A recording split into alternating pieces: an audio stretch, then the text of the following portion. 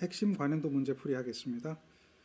자, 유도 전동기로 동기 전동기를 기동한대요. 그런데 동기 전동기 것보다 유도 전동기가 극수가 이극이 적대요.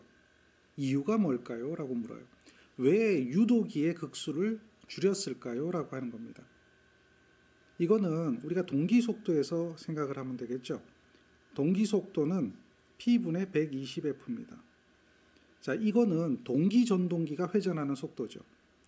동기 전동기는 항상 동기 속도로 회전하는데 유도 전동기는 동기 속도로 회전하지 않아요. 얘가 동기 전동기지만 유도 전동기는 이 n이 얼마예요? 1-s에 ns죠. 즉 P분의 120F에 요만큼이 1-s배만큼이 돼 있다는 얘기죠. 이 이야기는 무슨 이야기일까요? 이러한 얘기죠. 즉 같은 극수, 같은 주파수라고 하면 같은 극수, 같은 주파수라고 하면 속도가 이마만큼 유도기가 속도가 늦죠. 그러면 동기기는 동기 속도로 회전해야지만이 이러한 속도로 회전해야지만이 스스로가 토크를 만들고 운전할 수가 있는데 이렇게 회전하면 동기 속도로 못 들어가잖아요. 따라서 요 속도만큼을 보상을 해줘야 돼요. 그렇다면은 이 속도를 높일 수 있는 방법은 무엇일까요? 그렇죠. 여기서 요 식에서 극수를 줄이는 거죠. P분의 120F에서 극수를 줄여서 이 속도를 높여서 동기전동기의 동기속도 이상 속도를 만들어줘야 되죠. 그래야 동기전동기를 기동할 수가 있기 때문이죠. 속도가 늦어요. 얼마만큼 늦어요? SNS만큼 속도가 늦어요. 기억하셔야 됩니다. 다음 거 볼까요? 자, 이 문제 한번 보죠. 8극 60Hz라고 되어 있네요. 이걸 보면 우리는 동기속도가 얼마인가를 알아야 되죠. 기본이죠. 동기속도입니다. 항상 이렇게 주어진 것은 동기속도가 주어진 것이다라는 거예요. 자, 그런데 전바 슬립이 2.5%래요. 회전수는 이렇게 물어봤네요. 회전수, 단위가 뭐죠? 단위가 초당 회전수로 주어졌죠. 그러니까 동기속도도 초당 회전수로 구해야 돼요. 동기속도 NS는 초당으로 보면 P분의 120F가 아니라 2F죠. 60배 차이가 나는 거니까요. 그러면 실제 회전수 N은 역시 동일해요. 1-s의 NS죠. 요대로 계산이 되는 거죠. 따라서 1- 됐나요? 1- S 2.5% 0.025 2.5%니까요. 이거에 P분의 120F P분의 2F 즉 8분의 200 곱하기 50Hz 이렇게 RPS니까요. 그럼 얘가 14 정도 나와요. 14.625 14.6 요런 정도 나와요. 초당 회전수다라고 하는 거죠. 문제 바꿔서 이 부분을 초당을 분당으로 만들어낼 수도 있죠. 그럼 요거에 몇 배 해주면 되죠? 60배 해주면 되죠. 그렇게 풀어볼 수가 있습니다. 다음 거 볼까요? 이번에는 2차 일상당에 대한 전압이 주어졌네요. 요것이 2차 일상당의 전압 E2입니다. 지금 현재 E2가 얼마로 주어졌어요? 200V로 주어졌죠.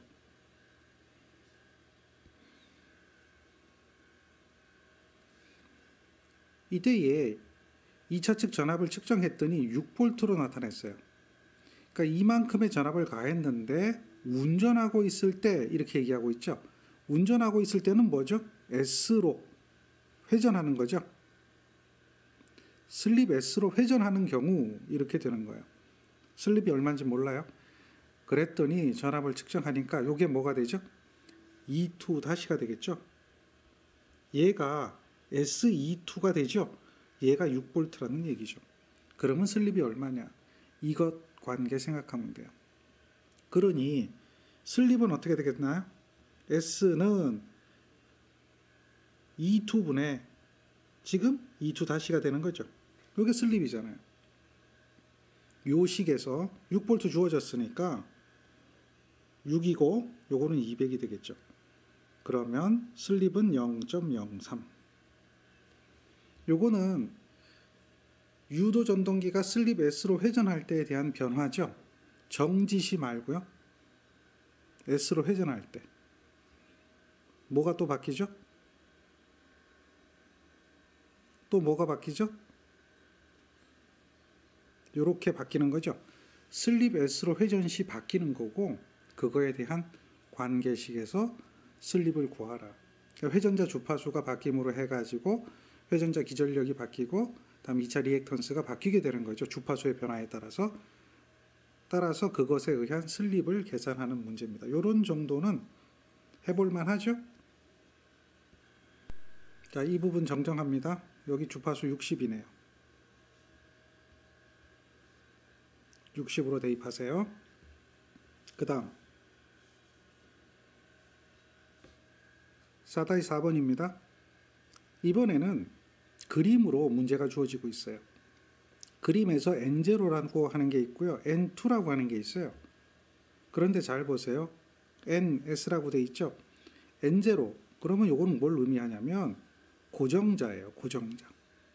그 다음에 요 N2 요거는 요 안에 있죠. 얘가 뭐가 되죠? 회전자입니다.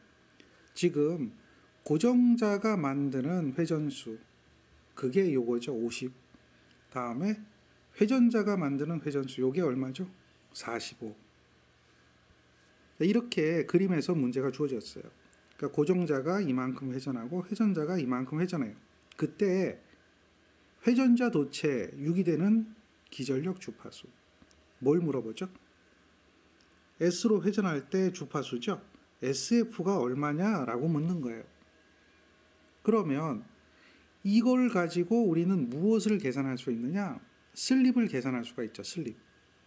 슬립은 어떻게 계산하죠? 슬립 S는 동기속도 분의 동기속도 마이너스 회전자 속도 여기서는 N2라고 되어 있죠. 즉 상대속도 동기속도 분의 상대속도가 슬립이죠. 얘를 가지고 슬립을 계산할 수가 있는 거예요.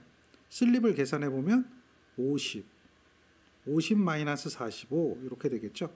그래서 계산해 보니까 슬립이 0.1이에요. 자, 요거 기억하셔야 돼요. 따라서 우리는 슬립을 계산했고요. 그 다음 매초 50 회전한다 고정자가 이 이야기는 곧 뭘까요? 지금 그림은 N극과 S극이 있으니까 이 그림은 2극 이해되시죠? 극수가 2개인 전동기예요.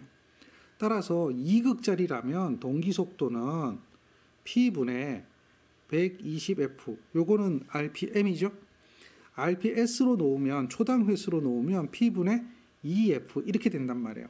근데 그게 50이라는 이야기죠. 따라서 50은 2극짜리죠. 2F입니다. 이 이야기는 곧 F가 얼마란 이야기죠? 약분해버리면 50Hz란 이야기예요. 그래서 F는 50Hz죠.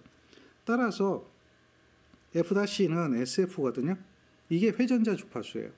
회전자 주파수는 0.1에 곱하기 50Hz가 되니까 얼마가 되겠어요? 5Hz가 되겠죠. 5Hz.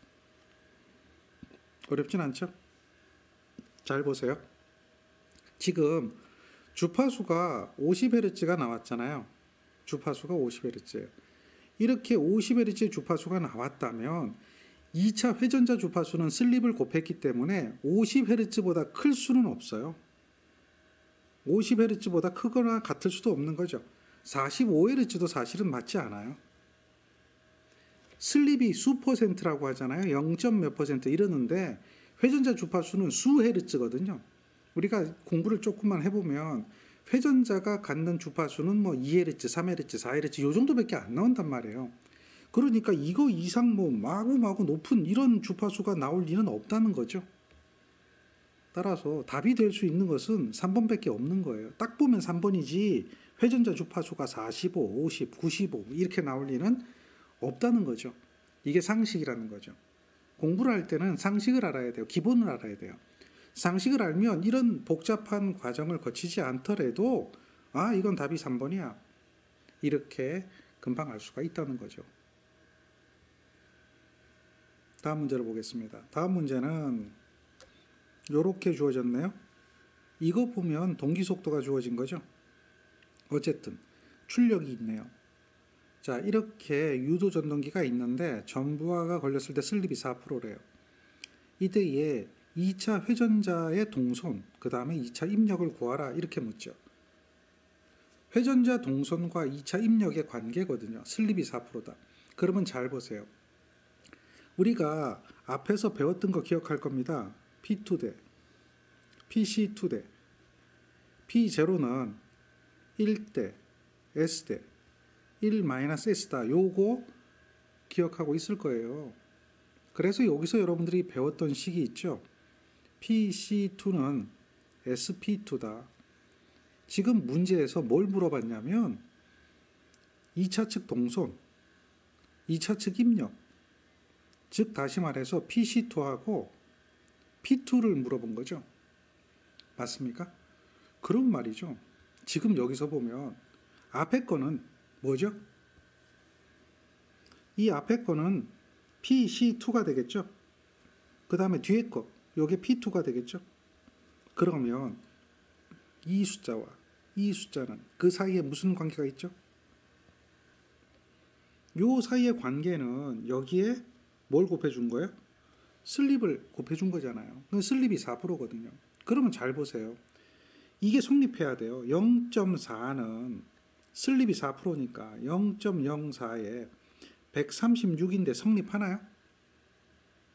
자, 다음 0.62는 0.04에 2차 입력이 15.6인데 성립하나요? 이걸 생각해 보는 거죠. 그걸 보세요. 성립하는지 안 하는지. 자, 요거는 0.06이네요. 슬립이 4%입니다. 슬립이 4%면 요거 계산해 보면 성립하나요? 얘가 156이네요. 성립하나요? 한번 보세요. 어떻게 될까요? 그 다음 거 한번 더 보세요. 요거는 0.8인데 0.04에 곱하기 13.6입니다. 성립하나요? 1번은 아니죠? 해보세요. 2번의 경우에는 요거 계산해보면 요거는 성립할 거예요. 그 다음 3번 어떻게 나와요? 3번 성립하지 않아요. 4번 보세요. 4번.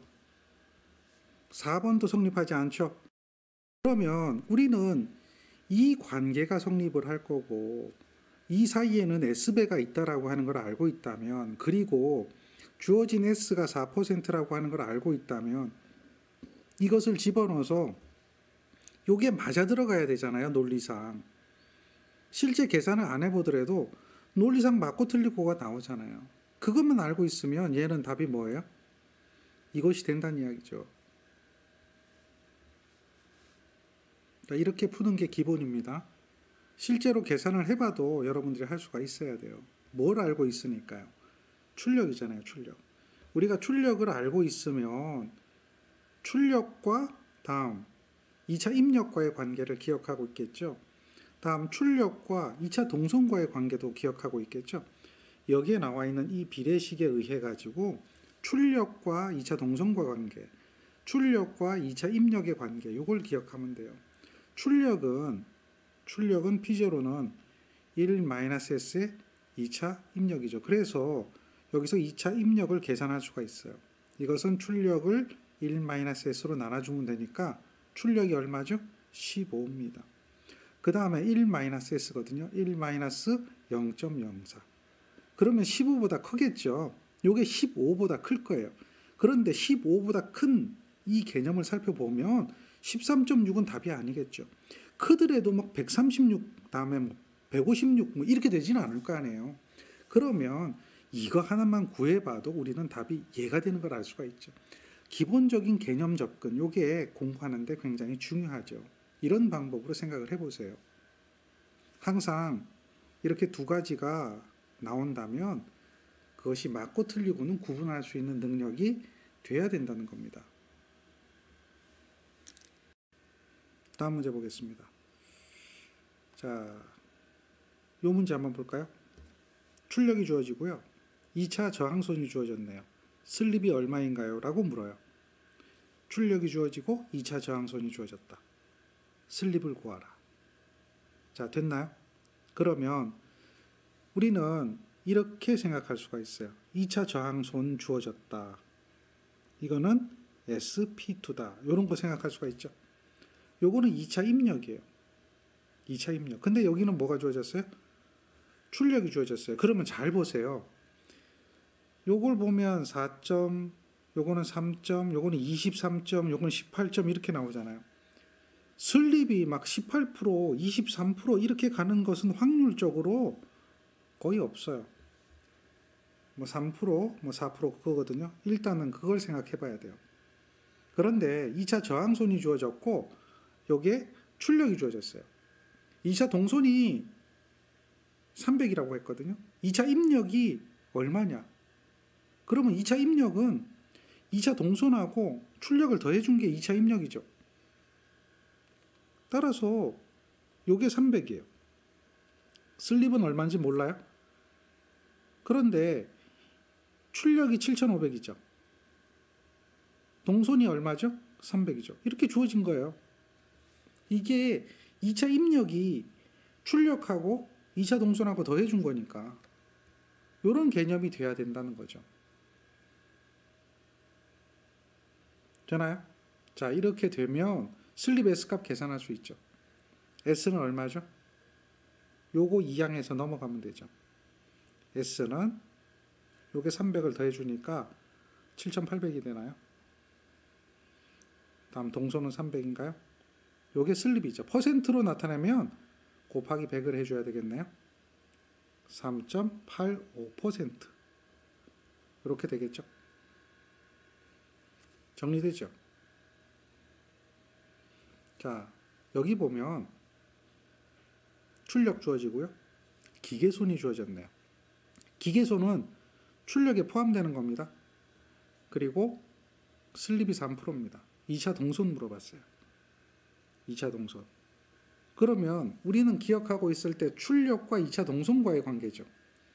출력과 2차 동선과의 관계는 어떻게 되죠? 비례식 기억할 겁니다. P 2대 입력입니다. 그리고 손실이 생기죠. 그리고 출력이 나옵니다. 그렇게 된 것은 1에서 하나가 증가하죠. 또 하나가 증가하죠. 이런 형태로 될 겁니다. 그러면 이것과 이것의 관계, 이것과 이것의 관계는 이것과 이거죠. 따라서 PC2 대 P0는 S 대 1-S가 되는 거죠. 이렇게 놓고 2차 동선을 구하는 거예요. 그러면 여기서 2차 동선은 어떻게 계산되죠? SP0죠. 1-S가 되죠. 이런 형태로 식이 만들어진다는 거죠. 따라서 이대로 계산하시면 돼요. 슬립이 3%예요. 0.03에 여기에 곱해줘야 될 이 값. 이 값이 얼마예요? 출력인데 15잖아요. 15. 킬로거든요. 여기는 와트죠. 350. 15킬로. 15는 15,000이죠. 얘는 350. 그대로죠.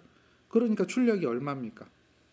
출력이 여기에 곱해줘야 되는 게 15,350이죠. 여기에서 말하는 350 기계손은 출력이 생길 때 나타나는 손실이에요. 기계손은 출력이 없으면 기계손은 생기지 않아요. 기계손입니다. 기계손. 그래서 출력이 들어가게 해야 돼요. 따라서 요게 요렇게 나타나죠. 요것과 요것 더해주는 거예요. 그러면 얘가 얼마 나오냐면 475 나옵니다. 475 요렇게 계산해 볼 수가 있어요. 다음 거 볼까요? 2차 효율 물어보네요. 2차 효율은 어떻게 계산한다고 그랬죠? 기억할 겁니다. 2차 입력, 2차 효율이라고 하는 것은 2차 입력이 돼야 되겠죠? 그리고 출력이 돼야 되겠죠? 자, 그런데 출력은 어떻게 계산하죠? 1-S에 2차 입력을 곱해준 게 출력이죠. 약분이 되네요. 1-S가 2차 효율이에요. 그런데 요거는 우리 회전 속도에 의해서 보면 요런 회전 속도가 나오죠. 이것은 실제 속도잖아요. 자, 이런 식에서 요게 성립하죠. 요식이 되는 거예요. 자, 요거는 회전자 속도라고 하는 거 앞에서 배웠어요.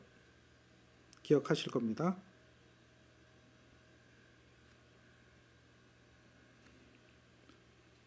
따라서 여기다가 2파이 이렇게 곱하면 얘는 동기 각속도분의 회전자 각속도 이렇게 얘기할 수도 있겠죠. 요건 답이 몇 번이죠? 4번입니다. 동기 속도분의 회전자 속도가 2차 효율이 되거나 동기 각속도분의 회전자 각속도 해도 2차 효율이 되죠. 이렇게 문제를 해결할 수가 있어요. 잘 보세요. 그 다음 요거는 2차 효율에 관한 얘기 같네요. 1-s라고 되어 있네요. 근데 무엇은 1-s에 해당한다 이렇게 얘기했죠. 그러면 당연히 여기는 뭐가 들어가야 돼요? 2차 효율이죠. 2차 효율은 1-s에 해당한다. 그래서 2차 효율이라고 되어 있는 거 찾아보면 이거는 2차 입력이라고 되어 있네요. 요게 동기 와트라고 되어 있네요. 그러면 지금 답은 2번이나 3번 중에 하나가 되겠죠. 그 다음 잘 보세요. 뭐에 대한 뭐의 비는 뭐와 같고 이렇게 얘기하고 있죠. 입력에 대한 동손의 비는 슬립과 같고 출력에 대한 철손의 비는 1-s가 되고 여기 보세요. 철손이 들어갔어요. 철손 얘기되는 거 하나도 없잖아요. 우리가 전력 변환식, 비례식에서 철손 들어가나요? 철손? 그러면 얘는 답이 될 확률이 없는 거죠. 답이 안 되는 것만 찾아보세요. 그럼 이게 당연히 맞는 거죠. 2차 입력, P2에 대한, P2의 2차 입력에 대한, 그죠? 2차 동선의 비, PC2. 자, PC2 이퀄 어떻게 되죠? SP2잖아요. 그러면 슬립 S는 어떻게 되죠? 2차 입력에 대한 2차 동선의 비가 되죠. 이게 맞죠? 그게 성립하잖아요. 그러니까 아닌 것만 찾아보면 답이 2번이 되는 것은 금방 알 수가 있다는 거죠. 개념. 항상 개념으로 봐야 돼요. 문제를 볼 때 이런 개념, 요거 모르더라도, 요게 생각이 안 나더라도 기본만 알면 되잖아요. 이거 알고 있으면 답은 얘는 아니고 얘는 아니다. 답이 이거 아니면 이거가 될 텐데 그러면 철손 들어가는 게 있었냐? 철손 들어가는 거 없었잖아. 그러면 당연히 몇 번이에요? 이거밖에 답이 될 게 없다는 거죠. 개념 접근이에요. 그리고 요 정도는 비례식에 의해 가지고 알고 있어야 되는 기본적인 이야기가 되겠죠. 정리가 되죠? 자, 지금 보는 것은 토크에 관한 이야기입니다. 자, 이 토크에 대한 식 우리 같이 유도해 봤어요. 토크는 2차 입력에 비례한다라고 했죠. 그래서 기억할 겁니다. 토크 T는 비례상수 K에다가 2차 입력에 비례한다. 자, 2차 입력이라고 하는 것은 E2에다가 I2에다가 역류를 곱해준 것이다. 그러면 I2는 어떻게 계산하죠? I2는 E2는 여기에 있는 거고요. I2는 SE2를 루트로 해서요. R2의 제곱에 SX2의 제곱이 되겠죠. 그래서 이게 E2, I2가 되죠. 그리고 코사인 세타를 곱해주네요. 코사인은 임피던스 분의 저항이죠. 임피던스 R2의 제곱에 SX2의 제곱, 이게 임피던스죠. 분의 저항 R2가 되죠. 따라서 이걸 정리하게 되면 비례상수에다가 루트가 2번 곱해졌어요. 이렇게 되겠죠. 루트가 없어집니다. 그리고 SE2의 제곱이 되죠. S의 E2의 제곱이 됩니다. 그 다음에 R2를 곱해준 거죠. 이렇게 되는 거예요. 이 식이 어느 거냐 이거죠. 딱 보면 4번에 있는 거죠. 4번에 있는 겁니다. 이렇게 찾아낼 수 있어야 돼요. 이거는 분자 분모를 S로 나눠줘서도 계산할 수가 있죠. 분자 분모를 S로 나눠주는 거예요. S로 나눠주는 거죠. 그럼 여기 S가 들어가겠죠.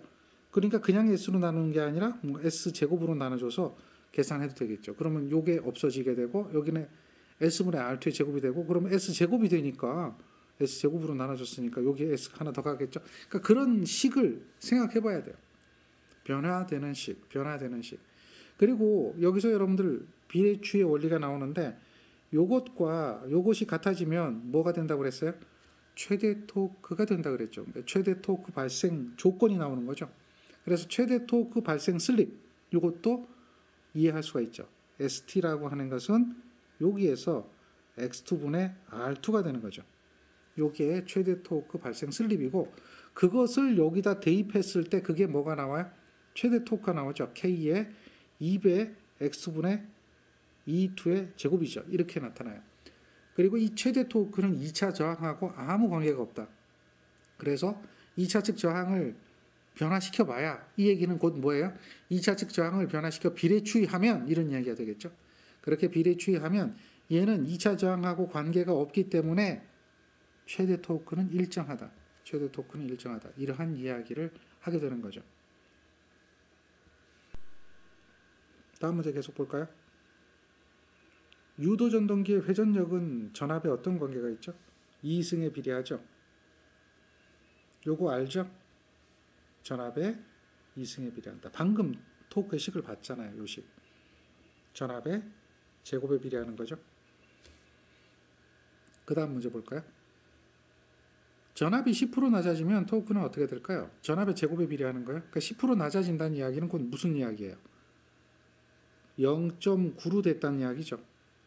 그러면 그것의 제곱에 비례하니까 0.9의 제곱을 하면 얼마가 되죠? 제곱에 비례하니까 여기 제곱에 비례한다 그랬잖아요. 0.9의 제곱을 하면 어떻게 돼요? 0.81이 되죠. 전압이 10% 낮아지면 토크는 어떻게 되는 거죠? 81%로 되는 거예요. 즉 19% 감소.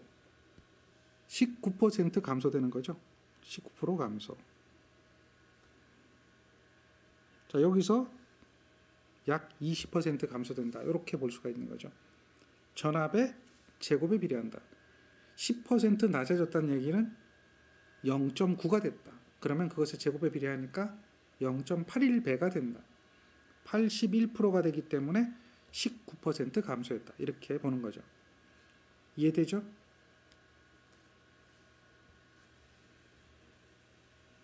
자, 다음 문제 볼까요? 여기서 기계적 출력을 물어봤어요. 기계적 출력은 얼마냐? 근데 토크가 주어졌네요. 토크인데 뉴턴 메타로 되어 있네요. 이걸 가지고 기계적 출력을 구하래요. 우리가 앞에서 토크를 계산할 때 어떻게 계산했습니까? 토크 T는 오메가분의 P라고 하는 거 기억하죠? 이렇게 돼서 오메가는 어떻게 돼요? 2파이 60분의 N이 되잖아요. 그리고 P가 되잖아요. 그러니까 얘는 2파이분의 60 하죠. 그리고 얘가 뭐가 돼요? N분의 P 했잖아요. 그래서 이게 뉴턴 메타면 얘가 얼마죠? 9.5의 N분의 P 뉴턴 메타가 되죠. 이걸 킬로그램 메타로 바꾸면 9.8배 관계가 있으니까 뭘로 바뀌죠? 0.975 N분의 P가 되고요. 킬로그램 메타가 되죠. 요거는 우리가 공부 앞에서 다 해봤던 거예요. 그런데 이제 여기를 한번 보라는 거죠. 가장 기본적인 식. 요게 토크예요. 오메가분의 P. 오메가분의 P에 의해 가지고 여기 출력은 토크에다 오메가를 곱해주면 되겠죠. 그래서 출력을 계산하게 되면 기계적 출력인데요. 토크에다 오메가를 곱해주는 거예요. 그러면 토크에다 오메가를 곱해줬다는 얘기는 2파이의 60분의 NS를 했다는 이야기죠. 동기속도니까. 그런데 이게 60분의 NS인데 실제 회전자 속도는 기계적 출력이기 때문에 N이 되는 거예요. N이 되면 이거는 어떻게 되죠? 얘는 P분의 120F가 됩니다. 요게 N이라고 하는 게 P분의 얼마예요? 120F예요. 1-S. 요렇게 되죠. 이렇게 바뀌는 거예요. 이게 이제 회전자 속도잖아요. P분의 120F 동기속도에다 1-S 곱해주는 거죠. 이렇게 바뀌게 되면 요거 하고요. 요거는 약분돼서 2가 되죠. 그래서 T는 그대로 있고요. 다음 2하고 2하고 합하니까요. 곱하니까 얼마가 되죠? 4파이가 되죠. 그리고 주파수 F 있죠. 4파이 F가 돼요. 됐나요? 그 다음에 P 되어 있죠. P분의 1이죠. P분의 1. 그리고 1-S 곱해져 있죠. 나머지 적어본 거예요. 자, 요게 어느 거냐 이거예요. 요게 어느 거냐 이거예요. 그래서 T에다가 4파이 F에다 P로 나눠주고 1-S가 됐다. 그 얘기는 1번이죠. 그렇게 찾는 거예요. 어렵진 않지만 우리가 생각해야 될 게 있다는 얘기죠. 바로 토크의 기본식을 생각해서 토크가 이렇게 된다는 거죠. 토크가 이렇게 된다는 거. 그거를 이해를 해야 돼요. 그러면 나머지는 오메가는 2파이 60분의 n이다. 2파이 60분의 n이다. 그런데 출력이니까 동기 속도로 들어가는 게 아니라 회전자 속도일 것이다. 회전자 속도는 요게 회전자 속도가 되죠. 그대로 대입해서 정리하면 돼요. 어렵진 않죠? 다음 거 볼까요? 자, 이번에는 유도 전동기 특성에서 토크하고 2차 입력하고 동기 속도의 관계예요. 이거는 뻔히 알고 있는 이야기죠. 토크 T는 어떻게 계산될까요? 0.975 동기 속도에 반비례하고 2차 입력에 비례하죠. 그리고 이것을 뭐라고 하죠? P2를 이렇게 될 때 얘를 동기 와트라고 하죠. 동기 와트 토크다. 기억하실 겁니다. 맞습니까? 그러면 지금 이 문제는 요 식에서 계산을 해보면 답이 나오는 거죠. 킬로그램 메타고요. 동기 속도에 반비례하고 2차 입력에 비례한다. 동기 속도에 반비례하고 2차 입력에 비례한다. 이렇게 해볼 수가 있죠. 몇 번이 답입니까? 동기 속도에 반비례하고 2차 입력에 비례한다. 2차 입력에 비례하고 동기 속도에 반비례한다. 1번이 되죠. 그 다음 거 볼까요? 자, 요거는 동기 속도가 주어진 거죠. 동기 속도가 주어진 거예요. 얼마로 주어진 거예요? 20극이기 때문에 얘는 360rpm이 주어진 거예요. 계산해보나 말하죠. 자, 이렇게 유도전동기가 슬립 5%로 운전하고 있어요. 회전자 동선이 주어졌는데요. 전부하시의 토크를 물어봤죠. 전부하시의 토크. 토크를 구하는 방법은 두 가지가 있죠. 동기 속도로 계산하기도 하고 회전자 속도로 계산하기도 하죠. 2차 입력으로 계산하기도 하고 또 기계적 출력으로 계산하기도 하죠. 이게 지금 출력으로 주어진 거죠.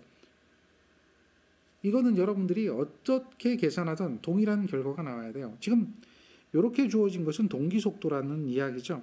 그러면 토크를 킬로그램 메타로 물어봤으니까 이렇게 생각하면 되겠죠. 0.975에다가 동기 속도의 2차 입력으로 구한다. 이래도 되는 거죠. 동기 속도가 얼마냐? 360rpm이에요. 이게 주어졌기 때문에 회전자 속도는 지금 주어지진 않았죠. 그럼 여기서 또 회전자 속도를 계산해야 되니까 동기 속도로 계산한다라고 생각하면 이게 360이죠. 문제는 2차 입력이에요. 2차 입력은 어떻게 계산하죠? 2차 입력은 2차 입력과 출력과의 관계 기억하나요? 그렇죠. 2차 입력. 이것은 당연히 뭐예요? 출력에다가 무엇을 더해주면 돼요? 무엇을 더해주면 돼요? 2차 동선을 더해주면 되죠. 출력에다가 2차 동선을 더해주면 우리는 2차 입력을 계산할 수가 있어요. 지금 주어진 게 2차 동선이 주어지고 출력이 주어졌으니까 두 개 더해주면 되겠네요. 요거. 따라서 여기에다가 더해준 값 114 빵빵에 더하기 얼마야? 600이죠. 이렇게 되면 되겠네요. 따라서 계산해보면 얘는 얼마죠? 32.5 나오죠. 요거는 어려운 얘기는 아니죠. 우리가 알고 있는 기본적인 개념, 요렇게 되어진 개념, 요것만 알고 있으면 돼요. 당연한 이야기를 하는 거야. 입력이라고 하는 것은 출력에다 손실 더해주는 거니까요. 그리고 토크를 계산할 때 0.975 n분의 p로 계산하든지 0.97에 n분의 p인데 그때는 이렇게 계산해도 되겠죠. 만약에 이걸 바꾼다면 0.975 n분의 p라고 하면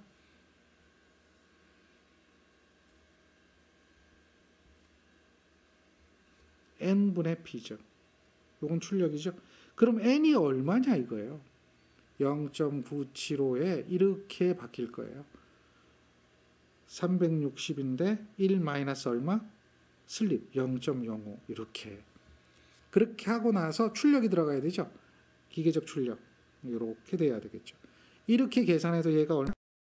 35가 나오는 거예요.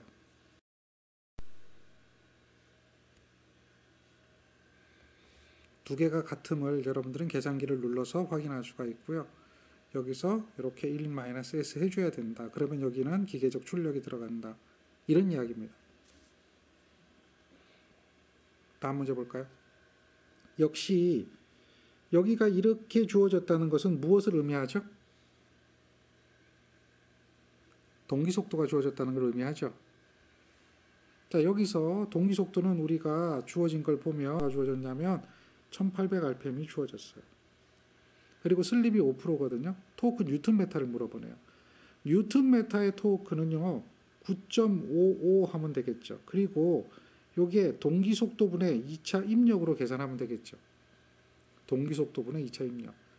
따라서 그대로 집어넣으면 뉴턴메타면 9.55에다가 동기속도가 1800이에요.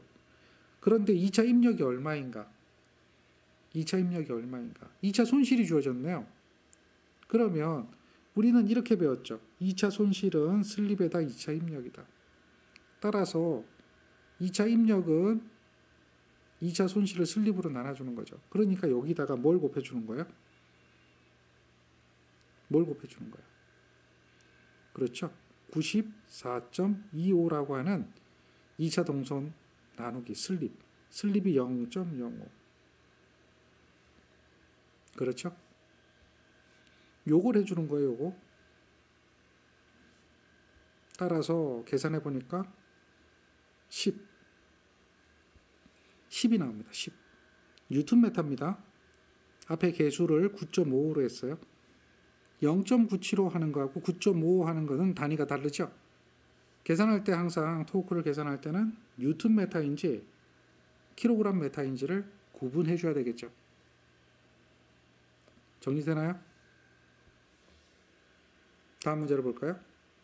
삼상 유도전동기 특성에서 비례추이라고 하는 게 있죠.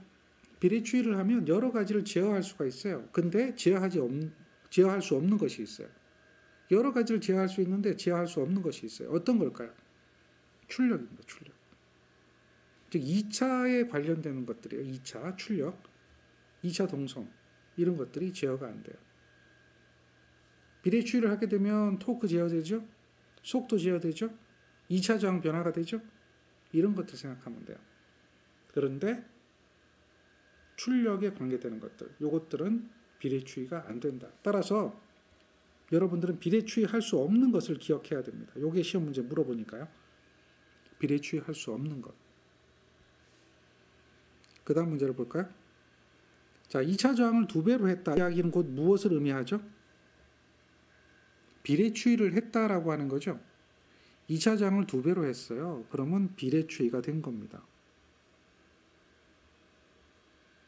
비례추이가 됐어요. 무엇이 변할까요? 슬립이 변하죠. 슬립. 우리는 일정하다. 무엇이 일정했냐? x2가 일정했다. 이것은 어떻게 됐죠? R2에다가 S였다. 기억하고 있을 겁니다. 2차 리액턴스는 한번 만들어지면 변화가 없거든요. 2차 저항도 변화가 없어요. 슬립은 이제 특성에서 결정이 되고요. 그런데 권선형은 2차에다 저항을 집어넣어서 같이 연결하는 거죠.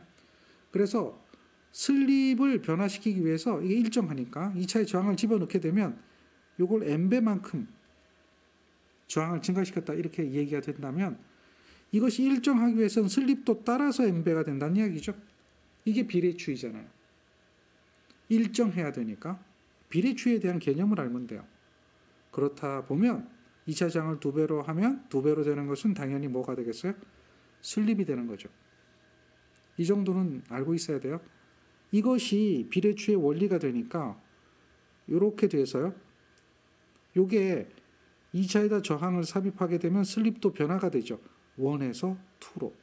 그래서 여러분들이 여기서 뭐 하는 거죠? 2차 삽입 저항의 크기가 얼마냐? 슬립 S1에서 슬립 S2로 바꾸려고 하면은 저항을 얼마나 집어넣어야 되느냐? 그렇게 계산하잖아요. 그게 2차 삽입 저항의 크기죠. 잘 기억하세요. 2차 삽입 저항의 크기. 이거는 기동법을 할 때에 대한 삽입 저항의 크기도 구할 수 있고 속도 제어를 할 때에 대한 삽입 저항의 크기도 계산할 수가 있는 거죠. 이 R- 값을 구하는 이런 문제가 되는 겁니다. 다음 거 볼까요? 유도 전동기의 슬립이 커지면 커지는 것은 무엇일까요? 슬립이 커지면 커지는 거는요. 어떤 걸까요? 자, 회전수 한번 볼까요? n이라고 하는 것은 1-s-ns잖아요. 그러니까 슬립이 커지면 회전수는 어떻게 되죠? 당연히 감소하겠죠. 1-니까요.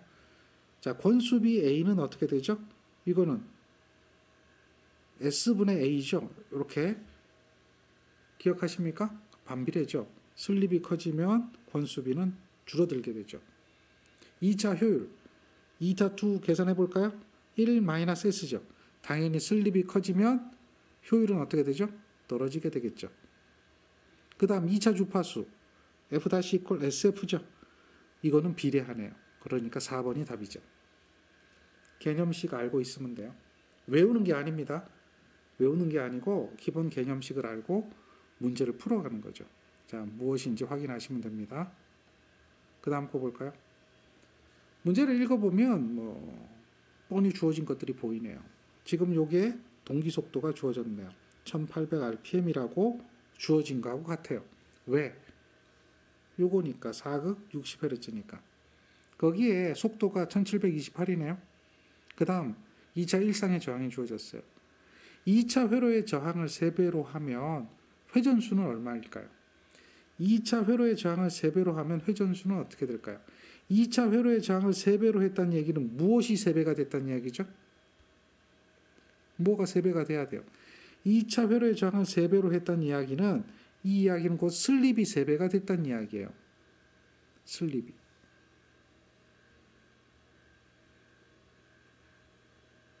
저항이 3배가 되면 슬립도 몇 배가 된다? 3배가 된다. 그때 회전수는 1-s의 ns잖아요. 요게 3배가 되는 거죠. 그러면 슬립이 얼마인가를 봐야 돼요. 우리는 지금 슬립이 얼마인가요? 1800이고 1728이에요. 즉 슬립 S는 1800이죠. 1800 1728이에요. 즉 0.04의 슬립이 주어졌는데 이때 저항을 3배로 하면 1-3s가 되거든요. 그리고 동기속도예요. 그래서 1-3에다가 4%니까 0.04가 되겠죠. 그리고 동기속도가 얼마죠? 1800이죠. 정리가 되나요? 계산해 보니까 얼마 나오죠? 1584. 어렵진 않죠. 슬립이 3배가 된다는 개념을 알아야 돼요. 저항을 3배로 하면 슬립이 3배가 된다. 이 이야기는 곧 무엇을 했다는 이야기죠? 이 이야기는 저항을 3배로 했다는 이야기는 비례추이하면 이란 얘기죠. 비례추이할 때 이런 이야기로 확인할 수가 있는 거예요. 어렵진 않죠? 다음 이야기 볼까요? 슬립이 5%입니다. 슬립이 5%입니다. 등가 부하의 저항, 2차 저항은 몇 배가 되나요? 이렇게 물어요. 자, 등가 부하의 저항 이렇게 물었어요. 등가 부하. 이건 뭐죠? 기계적 출력을 나타내는 정수입니다. 기계적 출력을 나타내는 정수. 기억하시나요?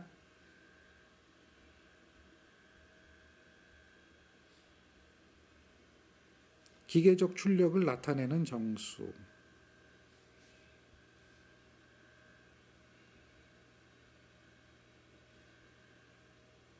어떻게 되죠? R 값은요?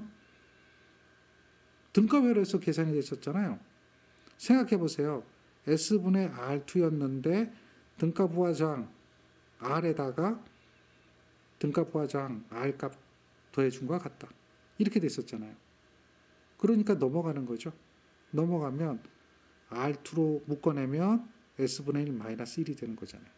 이렇게 바뀐 거예요. 이건 우리 등가 회로를 생각하면 돼요. 등가 회로. 이미 앞에서 그림을 그려가면서 이 이야기를 해드렸어요. 따라서 슬립이 얼마다? 5%다. 이렇게 되니까 2차 저항에다가 0.05에 1이죠. 20배가 되네요. 그러니까 19배가 되겠네요. 19배. 2차 저항이 몇 배가 된다? 19배가 된다는 얘기죠. 기계적 출력을 나타내는 정수 기억하시면 돼요.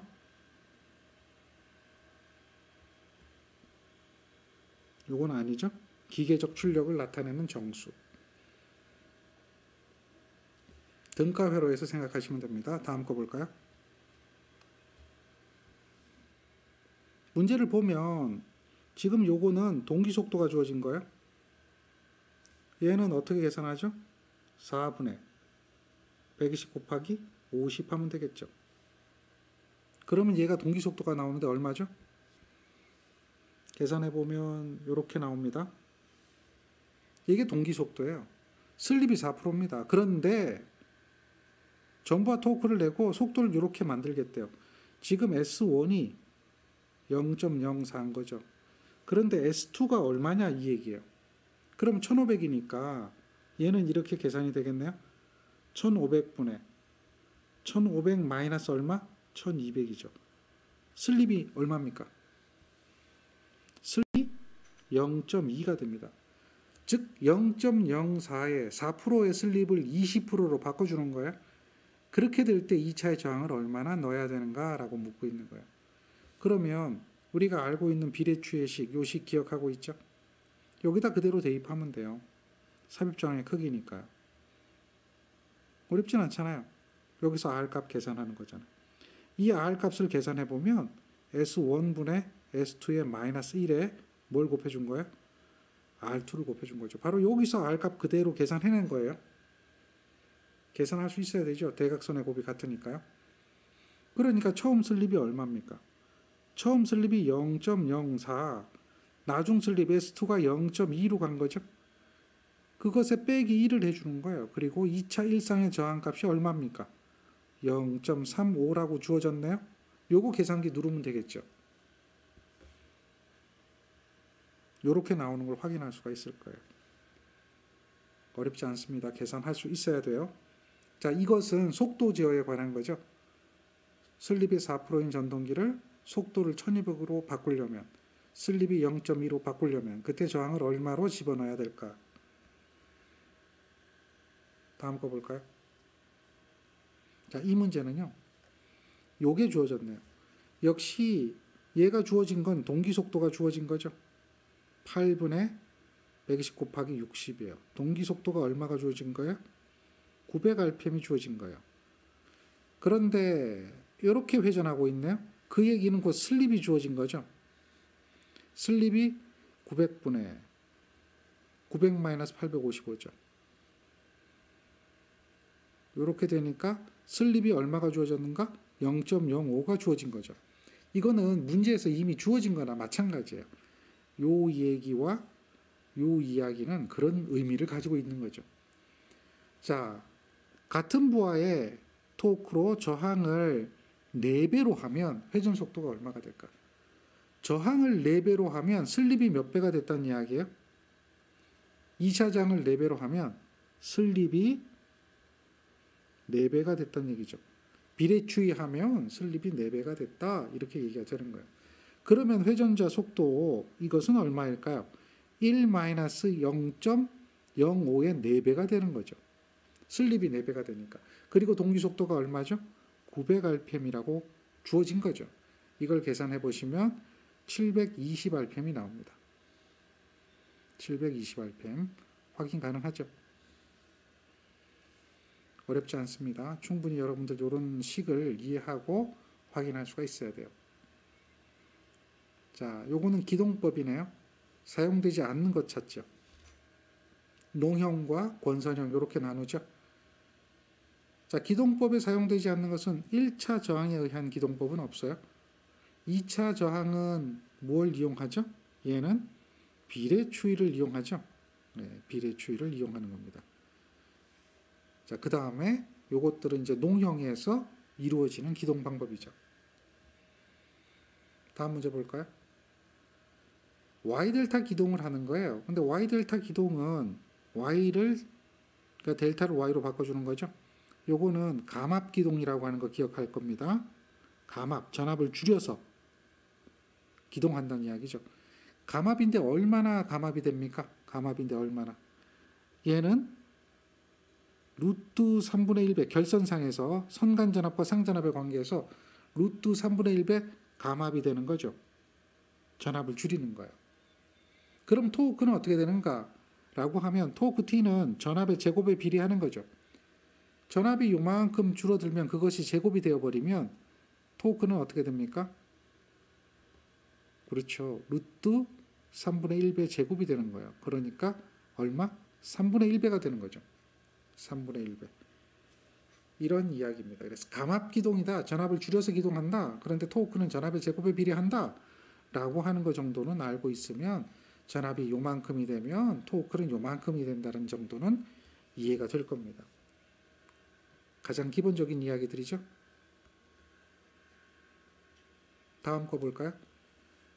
자, 유도전동기가 있는데요. 경부하로 운전 중에 일선의 퓨즈가 끊어졌대요. 경부하로 운전 중에 일선의 퓨즈가 끊어졌대요. 그러면 어떻게 될까요? 한 선의 퓨즈가 끊어지면은 부하가 가볍게 운전하는 거예요. 이 경부하라는 얘기는 가벼운 부하죠. 부하가 많이 안 걸려 있는 거예요. 토크가 많이 필요하지 않다는 이야기죠. 그런데 이제 일선의 퓨즈가 끊어지면 어떻게 될까요? 전동기는 속도가 줄어들어요? 늘어나겠어요? 속도가 줄어들겠어요? 늘어나겠어요? 속도가 줄어들죠? 속도가 줄어드는데 게르게스 현상, 요것이 발생해요. 게르게스 현상. 얼마나 줄어들어요? 속도가? 반이 줄죠. 반이 줄어요. 반이 줄게 되면 그 다음에 이제 얘는 뚝 줄어드니까 토크가 제로가 되죠.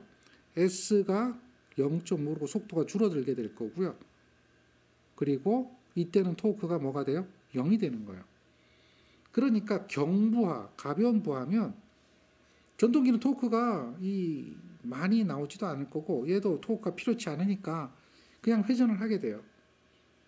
회전을 하게 돼요. 그리고 전류는 늘어나겠죠.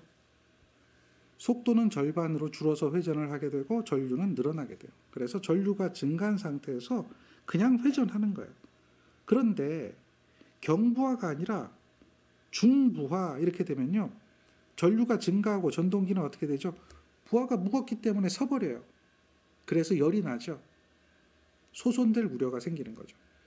문제는 부하가 가벼운 부하다라고 하는 거죠. 무거운 부하가 아니라 가벼운 부하다. 그래서 속도는 줄어들었지만 회전은 계속되고 있고 그때는 하나가 끊어졌으니까 단상으로 해서 전류가 증가하게 된다라고 하는 거죠. 게르게스 현상. 이것을 생각하시면 되겠습니다. 그 다음 거 볼까요? 자, 요거는 기동 보상기로 기동했네요. 기동 보상기도 여러분들 기억해야 됩니다. 감압 기동이라는 거 기억해야 됩니다. 감압 기동인데 전압을 얼마로 감소시켰냐 이거예요. 전압을 얼마로 감소시켰냐. 지금 보니까 전압을 요만큼 감소시켰어요. 그러면 토크는 얼마일까요? 토크는. 자, 토크는 전압의 제곱에 비례하죠. 그러면 토크 T-는 전압이 1에서 루트 3분의 1로 줄었잖아요. 그것의 제곱에 비례하는 거예요. 처음 토크가 얼마냐라고 물어보면 요게 처음 토크예요. 전부하 토크의 3분의 1의 토크일 때 전압을 루트 3분의 1로 줄였거든요. 그러면 처음 토크는 3분의 1배 토크죠. 처음 토크의 3분의 1배 토크죠. 따라서 계산해 보면 얘는 어떻게 되죠? 처음 토크에 또 다시 3분의 1에 또 3분의 1이니까 9분의 1배 T0예요. 계산해 보면 그러니까 9분의 1배가 전부하 토크의 9분의 1배가 요게 전부하 토크라면 전부하 토크의 얼마가 된다? 9분의 1배가 된다. 이런 이야기죠. 감압기동이다. 전압을 감소시켰다. 그러면 토크는 전압의 제곱에 비례해서 감소한다라는 거죠. 정리가 되죠? 어렵지 않아요. 자, 이것도 같은 이야기예요. 지금 기동 전류가 이만큼 흐르고 있는데 기동 토크가 이만큼이래요. 그런데 기동 전류를 300으로 하려면 기동 토크는 어떻게 될까요? 라고 물어요. 이거는 우리가 기동 토크하고 또 전압하고 또 전류하고 기동 전류하고 관계를 알아야 돼요. 유도 전동기는요. 일반적으로 토크 T는 전압의 제곱에 비례하고요. 또 이것은 기동 전류의 토크 T는 기동 전류의 제곱에 비례해요. 이런 관계가 성립을 해요.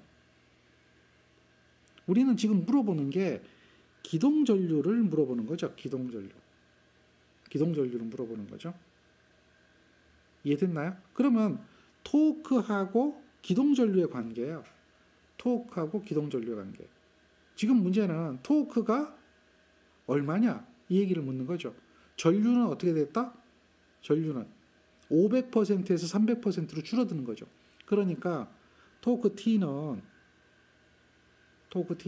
전류의 제곱에 비례하는 거죠. 전류가 IS에서 IS-로 바뀔 때 이 이야기는 뭐냐면 전류가 500%가 됐는데 300%로 줄어들었죠. 그러면 그것의 제곱에 비례해서 토크도 줄어들어요. 토크가 지금 얼마입니까? 기동 토크가 220%였잖아요. 그럼 몇 퍼센트가 될까요? 라고 되는 거죠. 자, 요것을 계산해 보면 토크 T는 얼마죠? 계산해 보면 79.2% 이렇게 나와요. 따라서 이렇게 답을 할 수가 있죠. 다음 유도 전동기 제동 방법이라고 하네요. 제동은 뭐죠? 정지하는 방법이야. 정지, 브레이킹 하는 거죠. 근데 슬립을 1, 2 사이가 돼야 된대요. 자, 우리는 슬립의 범위가 있어요. 슬립의 범위가 있어요. 일반적으로 전동기는 슬립이 얼마와 얼마 사이죠? 0과 1 사이죠. 기억할 겁니다. 이렇게. 슬립이라고 하는 것은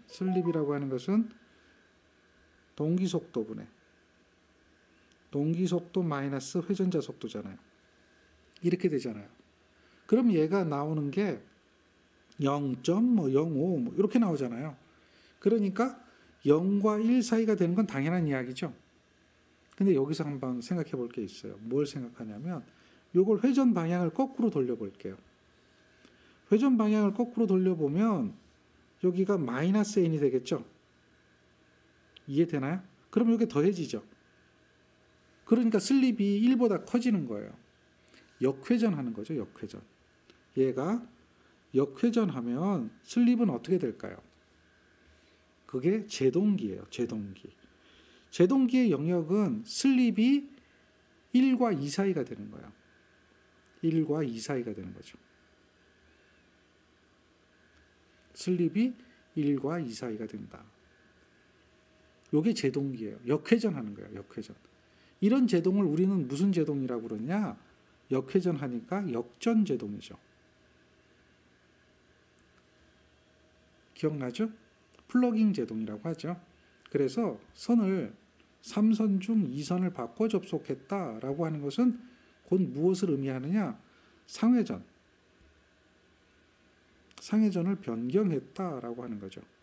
이 이야기는 뭘 하는 거예요? 역회전했다라고 하는 거죠. 역회전했다. 그런 것을 우리는 역전제동, 역상제동 이렇게 얘기합니다. 정리되나요?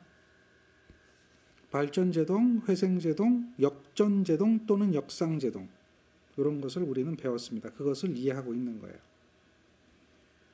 그 다음 거 볼까요? 자, 그 다음 문제를 보면 종속 접속이네요. 자, 이때에 무슨 종속이다? 직렬 종속이다 그랬어요. 직렬 종속. 그러면 극수가 합의돼야 되겠죠? 극수가 합의돼야 되는 거죠. 이게 직렬 종속입니다. 극수가 차가 되면 차동 종속이죠. 그 다음에 평균이 되면 병렬 종속이죠. 기억하셔야 되고요. 다음 용문제 한번 볼게요. 선박이라고 하는 건 뭐죠? 배입니다. 그럼 배를 움직이려면 모터를 돌려야 돼요. 그래서 전동기를 씁니다. 그런데 이 선박 추진기용 전동기라고 하는 것은 속도가 굉장히 빨라야 돼요. 모터는 작으면서 회전력은 세야 되거든요. 그러니까 얘는 고속도 전동기라고 보는 거죠. 고속도 전동기입니다. 빠른 속도로 회전해야 돼요. 그렇게 하기 위해서는 얘는 속도 제어를 어떻게 해야 될까요? 이렇게 묻는 거예요. 선박 추진기용 전동기 속도 제어는 고속도 전동기이기 때문에 얘는 속도가 1000rpm 이상이거든요. 1000rpm 이상. 굉장히 빠르죠. 이렇게 되려면 주파수 제어를 할 수밖에 없다는 이야기죠. 주파수 제어. 그거밖에 될 게 없어요.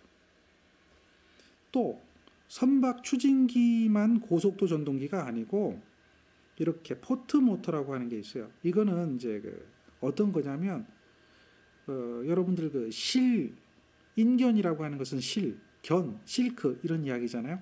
그러니까 실크를 뽑는 견을 뽑는 곳에 그 견을 감아야 되잖아요. 실크를 감아야 되잖아요. 어디에다가 감아야 되죠.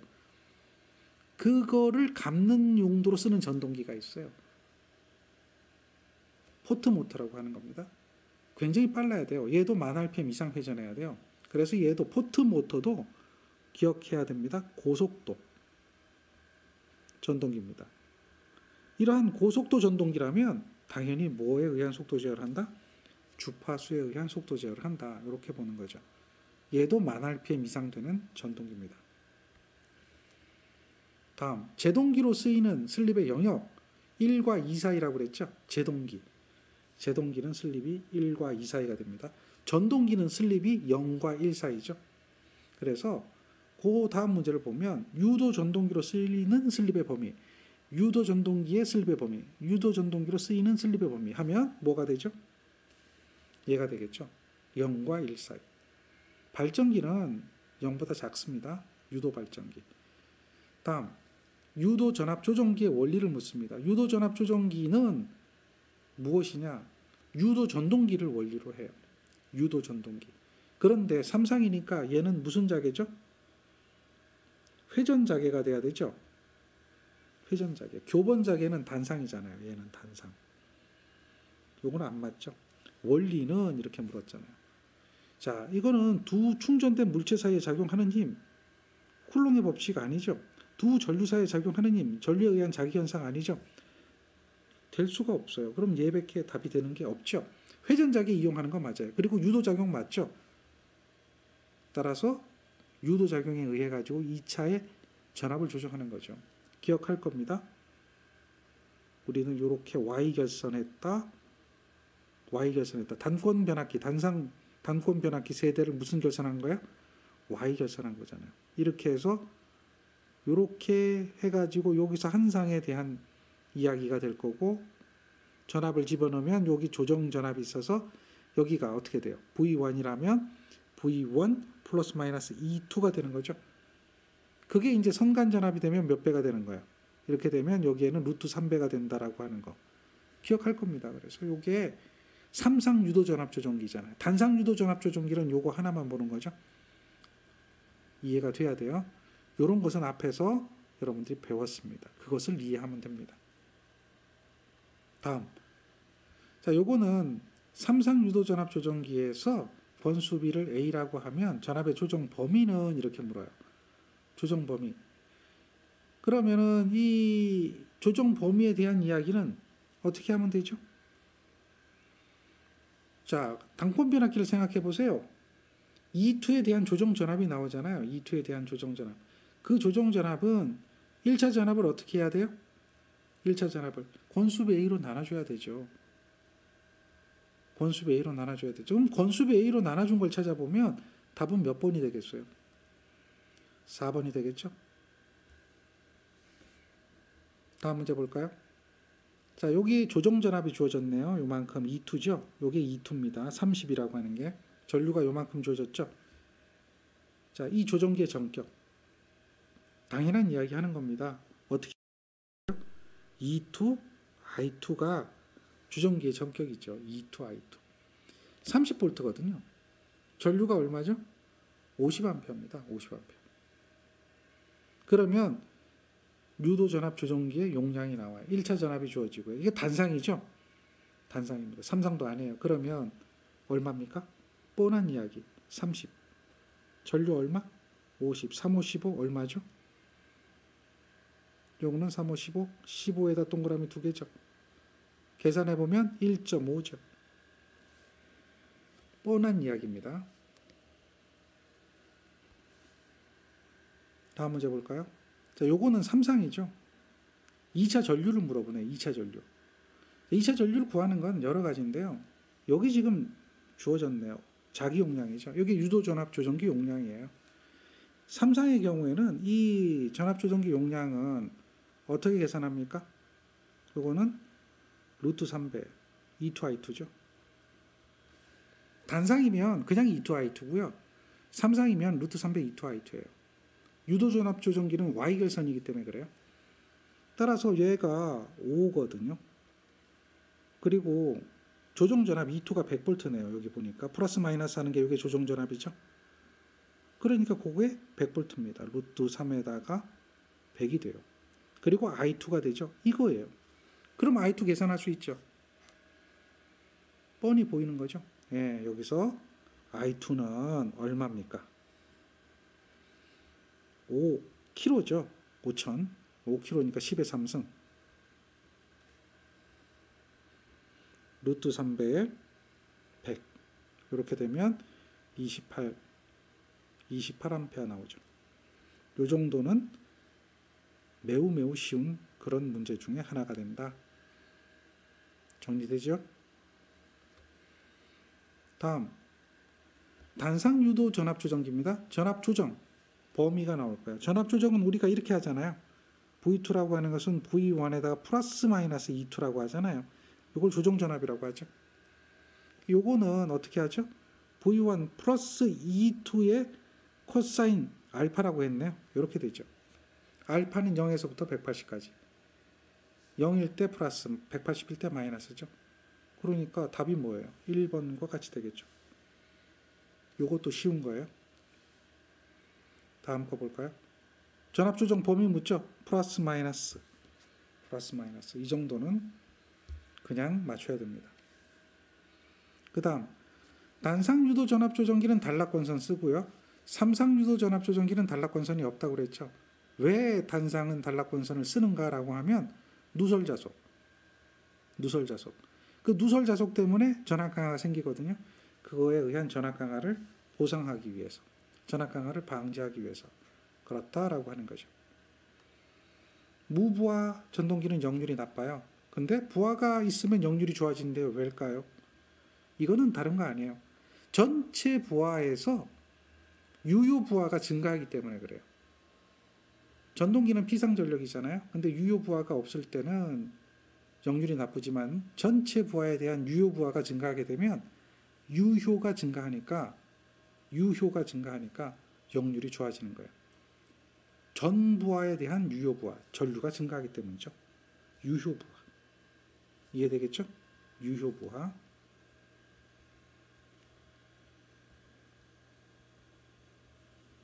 유효 부하 증가는 바로 유효한 전류, 유효분, 무효분이 아니라 유효분이 증가되기 때문에 그렇다. 이렇게 생각하시면 됩니다.